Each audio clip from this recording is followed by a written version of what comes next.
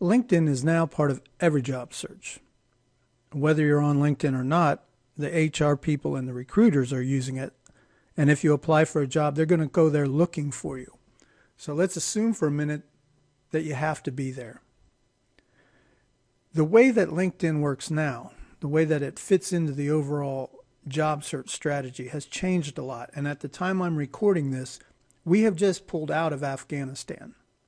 So now things are going to be a little more in flux, and it's going to be even more critical to know who you know and help people find you. Let's assume for a minute that you're in the defense industry and maybe not even just in contracting. The United States military, the Department of Defense, is in so many places internationally that there can be lots of people that you've worked with. Maybe you were in the military with them, people that have been on projects with you, and you want to try to keep track of these. So especially if you're trying to stay in the defense industry and find jobs, you can reach out to them, network, and so on. So in the past, it was sort of like, especially at the beginning of the heyday of contracting, for example, basically companies would just put out a sign saying, we're hiring. You'd say, hire me, and the next day you'd be on the road to having an overseas contracting gig. I'm paraphrasing, obviously, but it was a lot more simple than it is now. These days, there's so many different sources of information that you have to try to sort through. These could be company websites. They might be specialty job search platforms like Clearance Jobs or USA Jobs. You have Google, Indeed, ZipRecruiter, all these specialty platforms. And you kind of have to figure out how you work your way through all those. But while you're doing that, no matter how you apply for the job, the next part is what's critical. You have all these different parts of the HR puzzle. And these HR people and the recruiters have to do them. And what they're basically looking for is a way to say one of two things to you.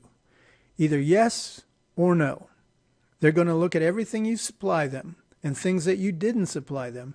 And they're going to be looking for a reason to reject you or to accept you. And it's going to start with the big four. First is your resume, or perhaps it's an online job application. But whatever it is, it's your past experience that you supply to them. They're going to look at Google. They're going to Google your name and see what comes up. And they're looking for things, like I said, to either say yes or no. That could be commendations or it could be arrest records. Whatever it is, they're going to be out there looking for it. Social media. What do you post on Facebook or other social media that you've forgotten about and you need to scrub out before they find it? And finally, your LinkedIn profile.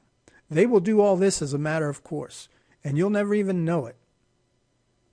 Then they're going to look at things like your background. That could be background checks. It could be people that knew you. They're going to look at recommendations and referrals. So if somebody's worked with you before, they might recommend you, or they'll say, hey, you definitely don't want to go near this person. Your reputation. That's how you've worked with others in the past, either good or bad. People might recommend you if they know that you're looking for something like that, and then the recruiters will pay attention to that reputation. And finally, other people. Somebody might recommend you before a job is even posted, and they'll go do all these things in the background trying to figure out what they can say